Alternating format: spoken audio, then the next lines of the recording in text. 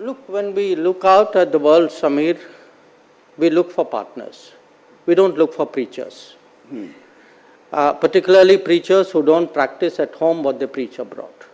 And I think some of Europe is still struggling with that problem. Some of it is changing. So, the issue for us, I mean, in many ways, Europe, I think, has entered a certain zone of reality check. So this is the headline session of this conference that we are hosting with President Grimson and his team, and we at ORF are delighted that we were able to bring a slice of Arctic to New Delhi in the month of May. In many ways, there is a symbiotic relationship between weather systems, now even the economy, the trade arrangements, and of course the security architecture. And to unpack some of this, we are delighted that we have Dr. Jaishankar with us, one of the world's leading political thinkers, perhaps one of the veteran foreign ministers now, sir, and obviously someone who is in the thick of things on multiple fronts. And we are delighted he was able to take time out from his busy schedule and join us at this particular event. So without further ado, so let me just ask you a question. That one, what is the messaging that comes out of hosting Arctic Circle conference here, something that you readily agreed to when these were being discussed in the later part of last year? And in many ways, how is India reassessing both its roles as well as its opportunities in dealing with that region? First of all, great pleasure to be here, and President Grimson, always good to see you. Good to see you back here. We've had a growing involvement with the Arctic. We had an even earlier involvement with the Antarctic, which is now more than 40 years. And over the years, we have come up a few years ago with an Arctic policy. We have a research station there.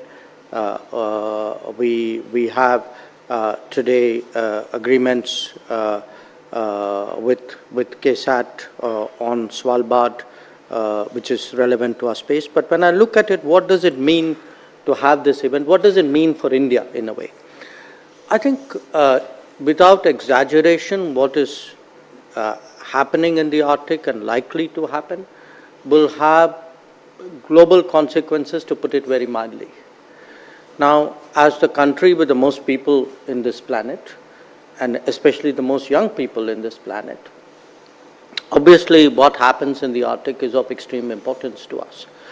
And what happens there, a country like us has to decide whether we know about it from others, or whether we also try to develop an understanding of our own. And an understanding will happen when obviously there are activities and resources and scientific research which is applied there. So I think in a way the Arctic has a value, has a global significance in itself, especially so for a country like us. Purely in terms of, shall I say, our shareholding in the world. A second derivative is, given the direction in which things are moving, the consequences are going to be felt. The consequence, not just by us, by the entire world, but certainly by us too, in many ways, from all that I read, quite significantly. So we have stakes in all of this. Now, there are other, I think, conversations going on. The combination of global warming and what's happening to the permafrost there. It is having implications on connectivity.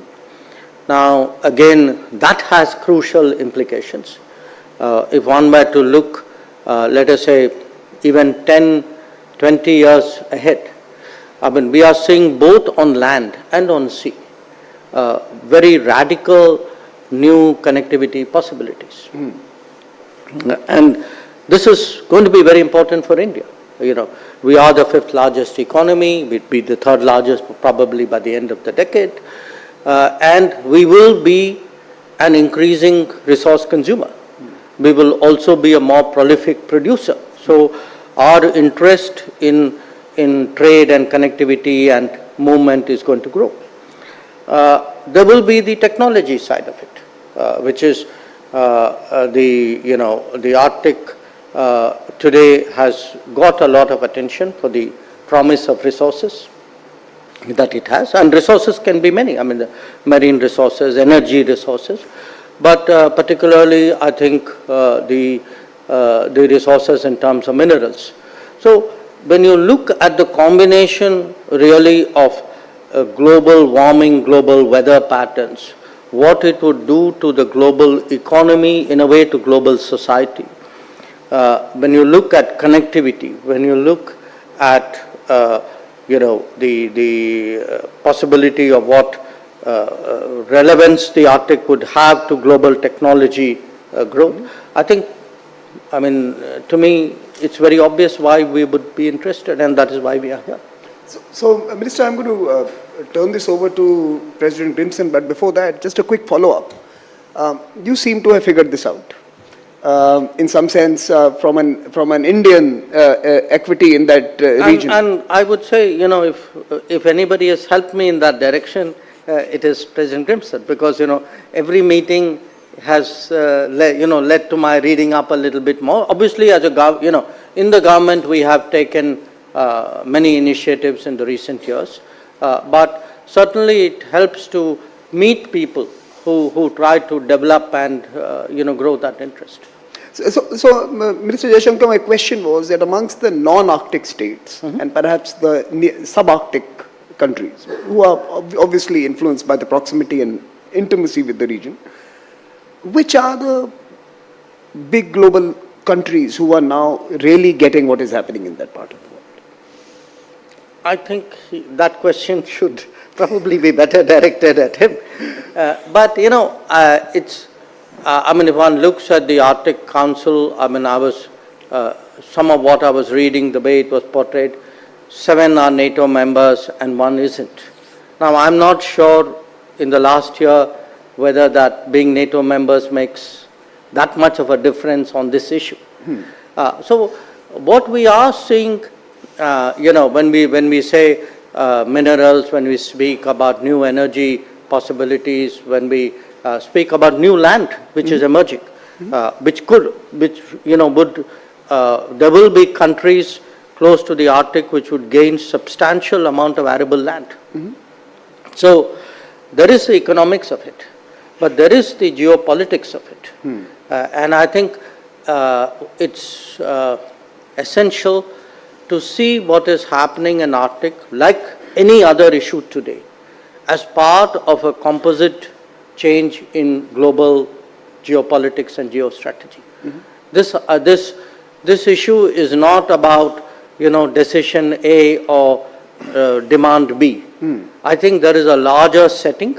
There's a larger setting of a fundamentally changing world, a fundamentally changing world order, and it has to be examined. And I think different countries are approaching it from their respective interests. Okay, I failed in this question. I couldn't pin you down to an answer, but I'm going to come back to you. President Grimson, over to you. Well, first of all, thank you very much for your support for this forum and for finding so much time out of your schedule in these critical times to be here with us.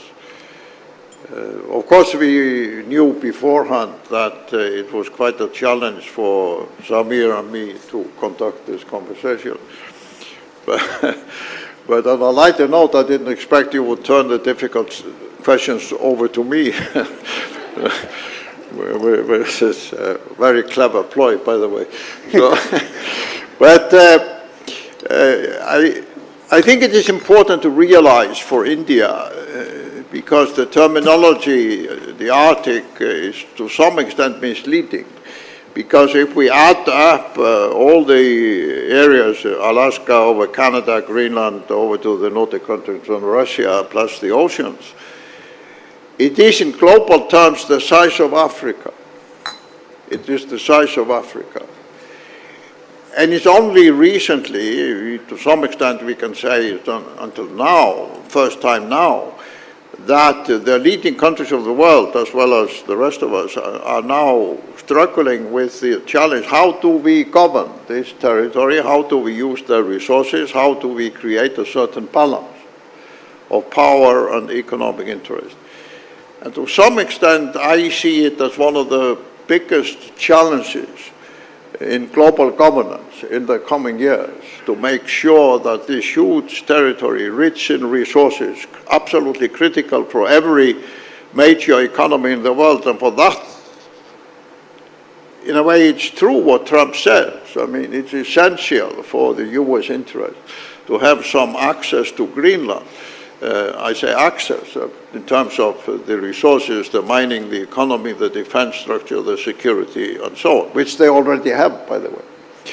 So when India comes into this, in this very strong way, as this forum demonstrates and your own role demonstrates, my first point is this will be welcomed by many wholeheartedly, because without India, with your traditions, the way you intellectually look at global challenges and governance challenges, which you have demonstrated yourselves frequently in the last few years in these difficult times for many European countries and so on, India can have a voice apart from your former role, which is absolutely crucial, because you can direct the discussion and the negotiations in a way which perhaps no other country can do. Secondly, as you have basically listed out, there are huge economic and climate and food security interest for India to be involved in the Arctic. And if I may say so, I still think the leading forces in the Indian economy, the big corporations, the business leaders and so on, they have not yet woken up to the reality that the future of the Indian economy will depend to some extent largely on access to the resources and the shipping and everything in the Arctic. But we are already seeing a new type of power play in the Arctic. I said yesterday in the first session with the new leaders of the Arctic Council, after the war in Ukraine, there was one elephant in the room. And since we are now in the country of the elephants, I pointed out there are now 2 elephants in the room. So India is now entering a very complicated geopolitical territory, where not only Russia and China are building alliances among themselves with respect to the Russian Arctic, but the new administration in Washington has thrown in dramatic proposals regarding the largest non-Russian territory in the Arctic, Greenland. So my question is this: as the preeminent diplomatic leader of India, how are you going to navigate the increasing role of India in this territory of new global power tensions between not only US and Russia, but also China, to some extent Europe as a whole? Thank you for that easy question. I think in a way it begins at home. It begins at home to get people to understand that we have now reached a size and a stage where almost anything consequential that happens in any corner of the world matters to us. And if we are setting up a research station there, or if we have a policy, or a few years ago we passed legislation on Antarctic, we created a Indian Antarctic Authority. These are not just scientific initiatives. I mean, they are obviously, But there is a larger importance to what is happening here, especially the Arctic. And in a interesting way, I think the controversies of the last few months, not just in India, I think it has brought out to the lay person the significance actually of the Arctic, and people write learnedly and talk learnedly about this today, which they wouldn't have done 6 months ago. So, in a paradoxical way, the shifting, the sharpness of the geopolitics and the geoeconomics actually has brought attention and created an awareness. Now, what should we be doing? Again, I put it to you that whatever we seek to do or we hope will happen in respect of Arctic will be a function of what is happening in the world. I mean, countries are not going to do one kind of diplomacy on every other issue and a different kind of diplomacy on Arctic. So what is today happening in the world? Because you can't divorce the future of the Arctic debates from the direction of the world. I think you are having in a interest, because President, you brought it up, I mean, a United States which has a dramatically different position. And it has a dramatically different position actually again for two very ostensibly contradictory reasons. On the one hand, there is a belief, at least in large circles, the ruling circles in the United States, that the developments of the world, the direction of the world order in the last 20, 30 years has not gone in their favor, and that they no longer benefit by upholding a world order in which somebody else has gamed to their detriment. But there's the other side of it. The United States is also today much more self-sufficient than it has been for a long time.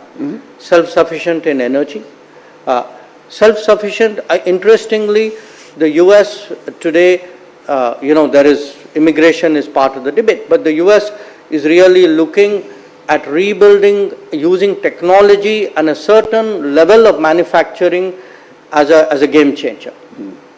So the combination of what they believe are better resources, greater creativity, their technology leads. So you have both a disenchantment with the past and a promise of the future, which where the US says, the rest of you who used to be with me, well, I'm now done a cost benefit and maybe you don't look so good now. So I am willing now to navigate a world much more on my own. Now, if you look at the number 2 economy of the world, they were pretty much doing that anyway, because that has been part of their history and their tradition and their politics. Now, when you come to Europe, I think Europe has a real predicament on its hands.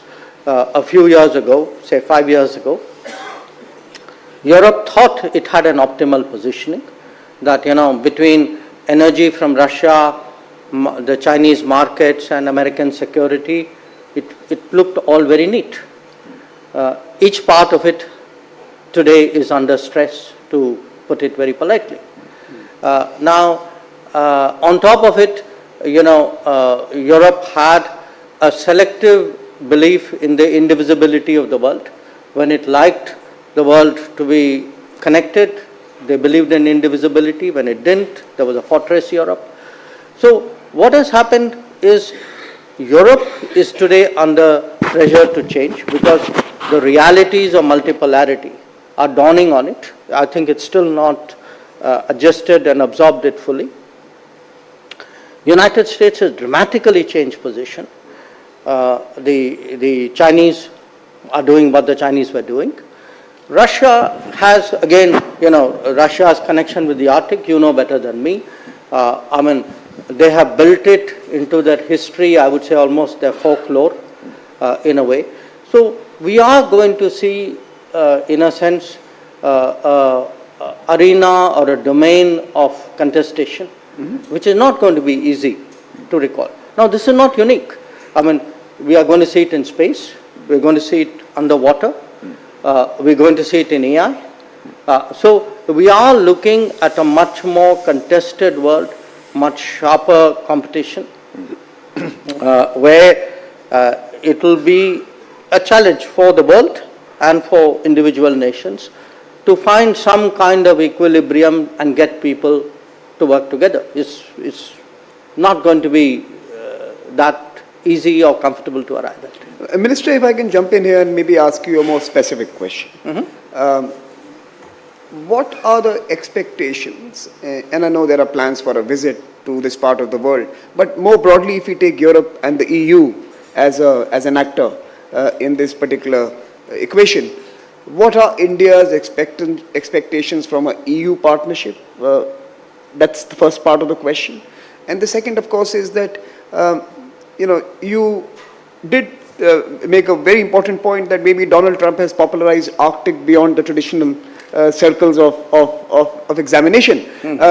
Now, as a follow-up, the syllabus has become more popular. The syllabus has become more popular. That's right. So now the question for you is, how do you mobilize constituencies at home to respond to perhaps this moment when maybe, like President mentioned, Indian private sector and other stakeholders could be motivated to look at this region more closely? Well, when you ask me about Europe, you mean on Arctic or generally speaking? Generally speaking. Again, considering where they are right now, they tried to play the strategic autonomy game, like you mentioned, security from America, energy from Russia, markets from China, strategic autonomy of a European variety, not going that well right now. But how do you and what do you as India expect from Europe? Well, look, when we look out at the world, Samir, we look for partners. We don't look for preachers. Particularly preachers who don't practice at home what they preach abroad. And I think some of Europe is still struggling with that problem. Some of it is changing. So, the issue for us, I mean, in many ways, Europe, I think, has entered a certain zone of reality check. Now, whether they are able to step up to it or not, it's something we will have to see. But from our point of view, if we are to develop a partnership, there has to be some understanding, there has to be some sensitivity, there has to be a mutuality of interest, and there has to be a realization of how the world works. And I think these are all work in progress to differing degrees with different parts of Europe. So some have moved further, some a little bit less. I'm so tempted to make this conversation about the point you've just raised, but we will end it there on this particular aspect that Europe has to get beyond preaching and start acting based on a framework of mutuality. What about India's own constituencies? How do you mobilize them to act in this new world which is so, in some sense, geometrically different? Part of the reason why I always found President Grimson's visits and our conversations interesting, because he was, I mean, at least speaking for me, he was broadening my horizons with every conversation. And I think as a country today, we need to broaden our horizons. Because as I said, when I look at the size, I mean, just think of an India, let us say population would be about 1.6, 1.7 billion. Per capita income of say $10,000, $12,000, $15,000. What would be the resource demands of that India on the world? What would be the contribution of India to that world? So even today when we look at key partners, sometimes people read us too tactically. If I were to refer, for example, to a subject which has been, last few years a little controversial, India-Russia. There is such an important fit, a complementarity between India and Russia as a resource provider and a resource consumer. When I look at where all Indian diplomacy, typically we would look at, a very simple sort of political metric. today I have a different range of partners in different domains, and one very important domain is resources. So that is why a Russia, an Australia, a Brazil, an Indonesia, Africa, these are important for us. And that is why connectivity, we've been discussing, for example, President, we have a project called Chennai, the South, Vladivostok corridor. Now, this was our little bit of preparation for something which is to come, which is the Northern Sea route. So for us today, the NSR, the NWP, the Northwest Passage, the TSR, these matter because just like IMEC matters, that or the India, Middle East, Europe corridor, because the world is, we're going to, if technology changes, literally with climate change, geography is going to change. Okay, climate is going to change. Our which economies work to what extent in which areas is going to change. With all these moving parts, I think it's kind of important that there is an awareness in our country. And one of the, I think, positives I see when I look today at the number of universities, and I'm sure many people sitting here are connected to them, that I think at last count we have about 25 universities, and my number may be a bit behind. 25 universities actively connected with research or some kind of policy making on the Arctic policy. The fact that we are today producing research papers much more prolifically than in the past. So it isn't just a question of one research station, 2 observatories, 2 antennas, and a ground station out there. I think things are happening at home that is supporting a much deeper engagement with the Arctic. And I would even say to President, and I'm sure I'll make a few other people in the room happy, that is one of the drivers of our intensive engagement with the Nordics. That, if you look at it, we are due for the next India-Nordic summit very shortly. Among the initiatives that you have seen in the last 10 years under Prime Minister Modi, one which nobody saw coming, but which has actually been sustained, which has been very serious, has been really the extent of our Nordic engagement. Before I turn to President Grimson, Grimson, please go ahead.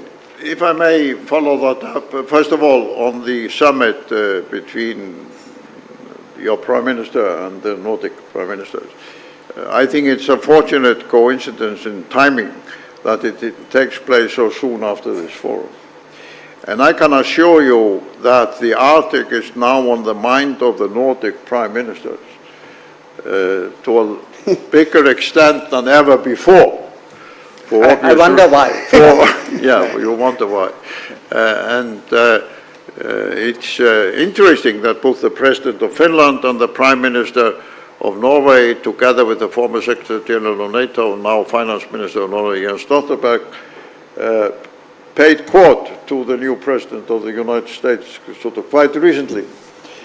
So I hope Prime Minister Modi will, at this summit in Oslo, also make use, first of all, of the evidence of the forum here taking place of how India will be taking an increasing interest in the Arctic. Because, quite frankly, and I can say so because I'm out of office, those prime ministers are looking for partners in probably the greatest difficulty in terms of diplomacy and how to position the Nordic countries they have faced in our lifetime. And nobody has the answer. So I think if Prime Minister Modi brings the Arctic and the engagement of India into the Arctic and uses this forum as an argument for the legitimacy of India as a player in this, it will be welcomed for numerous political reasons which I don't have to go into here. So I think that is really a very serious follow-up and also a very serious contribution to the future of the Nordic countries within the Arctic. If there is a message from India through the Prime Minister in 2 weeks' time or so, that India intends to be a new kind of effective partner in this whole difficult situation, with the U.S. on one hand, the one elephant in the room, with Russia on the other elephant in the room, and with the third elephant, China, waiting outside the gates to enter the rooms. We in the Nordic countries somehow thought that we had a kind of kindergarten politics of foreign affairs, where we never had to deal directly in our home ground with big power rivalry. They were in some other places on the planet. But that's no longer the case. So I think this summit has reached a new level of political importance, which it did not have before. My question to you is that in addition to all these climate, economic, commercial interests which you eloquently described, we are increasingly seeing, for multiple reasons, one of them is the war in Ukraine, one of them is, of course, the Russia-Chinese cooperation, one of them is the new policy of President Trump. We are seeing the security of the Arctic, the military aspect of the Arctic, the threat of missiles that President Trump says one of the reasons he wants Greenland is the threat of missiles from Russia and China to the United States. So my question is this: do you foresee that India somehow would also enter this security, military dialogue, debate, planning, and so on, which, to the surprise of most of us, because we always thought that the Arctic would be a peaceful territory and so on, we now have to deal with? So you have not mentioned it so far, but that issue is already on the table.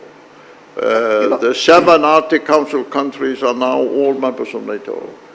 America is putting new defense security elements on the table.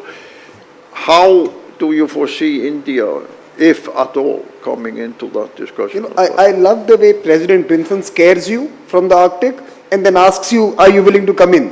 He paints this rather grim picture and then says, why don't you step in? No, this is the reality. I mean, this is... But he's painting a picture of things going above the Arctic. Look, again, I think India has many things to bring to the table. When we look at the Arctic, it is a mix of risks and opportunities. When we think of the risks, obviously, what happens in the Arctic will affect global weather, global climate, global sea levels, all that we know. Okay. There are other aspects to it. I think one of the areas which we have an interest is the microbiology of what is emerging, because there are understandable concerns about what it would mean to global health security when lands emerge from under the glaciers. At the same time, so when one looks at the risks side of it, I'm just putting the political, strategic risks aside for a moment. I think there is a whole sort of domain there waiting for international collaboration, closer, greater collaboration, and certainly that's an area where India is beginning to step in and make a difference. On the opportunity side, as I said, we are looking at new shipping lanes, new forms of navigation, because it's not just the lanes will be different, the ships will be different. There will be new technologies. When people talk of potentially of resource exploitation, you are talking of a different kind of mining, application of drones. So different kinds of rigs. Now, again, for a country which is at the cusp of technology leapfrogging, because what we want to do is we don't want to go down the pathway of other major industrial economies who preceded us. So we are trying to take a different path and invest much more into smarter manufacturing in a way, in emerging technologies and products and services derived from that. So I would argue that in different forms India can contribute, can make a difference, and more I can fully understand from the perspective of the Nordics that to the extent there is a greater level of interest and more players with a less sharply strategic interest, there is a greater chance of Arctic issues being deliberated upon with a higher degree of global comfort. I can see that, so there is a logic. So you have clearly something to gain if we show more interest, and frankly our own interests require us to do that. So I think that part of it I get. On the other scenario that you painted, look, it's very hard for us to answer simply because we have in our history, as you know, we had kept away from alliances. Yeah, sure. We, even till fairly recently, we were getting advice from people why it's good to be part of an alliance. Sure. I think the global fashion has taken a different direction now. So these, in many cases, will be conversations you will have amongst yourselves. Yeah. I mean, the NATO will have it within the NATO, the Western world will have it. But if I can interrupt you, I mean, you're absolutely correct, and I understand that. But we, in the non-Russian Arctic, meaning Nordic countries, US, Canada, we have this long-term challenge because Russia is half of the Arctic. In the long term, we are not going to have a constructive cooperation on the Arctic without somehow getting over this isolation of Russia, this situation which we have had for the last sort of 2 years, simply because of the size of Russia within the Arctic, and also because of the resources, as you and China know very well, the energy, the minerals, and so on, but also because the threat of the melting of the Russian tundra could emit all kinds of gases and bacteria and so on into the global atmosphere. Is one of the great health risks of the future if the Russian tundra keeps on melting. A few years ago they had an epidemic, which they didn't tell anybody about, which was of a kind of COVID proportions in certain Arctic parts of Russia. I think in an analytical way that we will, I mean the non-Russian Arctic, the Nordic, America, Canada, we are a little bit at a loss at the moment of how are we going to deal long term with approaching Russia.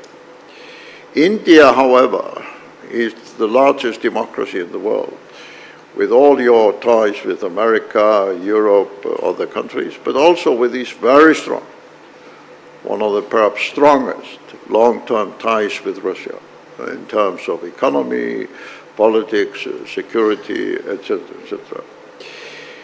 Do you see a possibility that within the next few years, as we try to grapple with this situation, India could bring to the table, for example, through your own personal involvement as well as the traditional diplomatic involvement, some of the Indian expertise and understanding of Russia to be a kind of an intermediary that helps the rest of the Arctic somehow to So that we are really out of time, President, but I think that's a valid question, India's role in a complicated region. But let me complicate that question a little more and let this be the final response from you. India is also going to be hosting the Quad Summit, and very soon. The Quad ostensibly is now looking at global issues, but based out of the Indo-Pacific. That was the region. As the seas melt and the Arctic flows into the Indo-Pacific, what is the role of that particular partnership in responding to both the opportunities that you outlined eloquently as well as the risks that you have alluded to? So, the role of India in trying to be the platform where everyone can come and speak, as President Grimson suggests, but also the role of India's own plurilateral groupings to respond to a wider body of water that is going to be interconnected in the days ahead. President, I think where Russia is concerned, we have always taken a view. There's a Russia realism that we have advocated. Okay, when passions were very high in 2022, 23, and if one looks back at that period, the kind of predictions and scenarios which were put forward have turned out not to be well founded. We are not necessarily taking the case of one party or the other, but we've always felt that there was, international relations is conducted on the basis of some fundamental realism, and that realism requires an engagement with Russia. And the idea that a solution would come about, because if you remember, there was a period when countries were gathering and everybody was there except Russia, and they were discussing Russia. So the idea that you will get a solution out of Russia without inviting Russia challenged, the basics of realism. So we have felt always that there is a need to engage Russia. I mean, nobody wants wars. These are particularly in a very interdependent world. These are mutual. I mean, these are lose-lose situations. But I think for us to engage Russia, and if there is any way we can be of any help, we have always been very open about it. Having said that, we have also been very careful not to prescribe a solution. We have not told one or the other party do this or do that, and that's important to remember, because that's a courtesy which apparently is not always granted to us. So we get advice on what we should be doing. So the point I am making is, yes, it is going to be a challenge from an Arctic Council perspective. That, I mean, if you look at your own past presidencies, I think there was a 2-year Russian presidency in 22, 23, or I forget the year, fairly recently. So if you have situations where everything is gridlocked, and then say, well, how do we get a global governance answer? Answer is you're not going to get it. And that is what, I mean, it's not just the Arctic Council, it happened in the Security Council as well. So I think it's important to get global governance back to work. It is important. We may disagree. I mean, we disagree with some countries, but because you disagree doesn't mean that, that there is a total breakdown in that sense. And your answer, Samir, is yes, when the Quad meets, which it is expected to do later this year, I mean, the Quad is essentially focused around Indo-Pacific, but the Indo-Pacific is a very interesting region because it points in different directions. So I'm sure, and again, just like I'm an advocate of Russia realism, I'm also an advocate of America realism. That, I think the best way to engage today's America is also through, finding mutuality of interest rather than putting ideological differences up front and then allowing it to cloud the possibilities of working together. I think we'll end this because we're really out of time, and I can see that the clock has gone beyond what we were promised. Thank you so much for joining us this morning. Thank you, President Grimson, for hosting this event. And ladies and gentlemen, please applaud both the gentlemen who made this possible.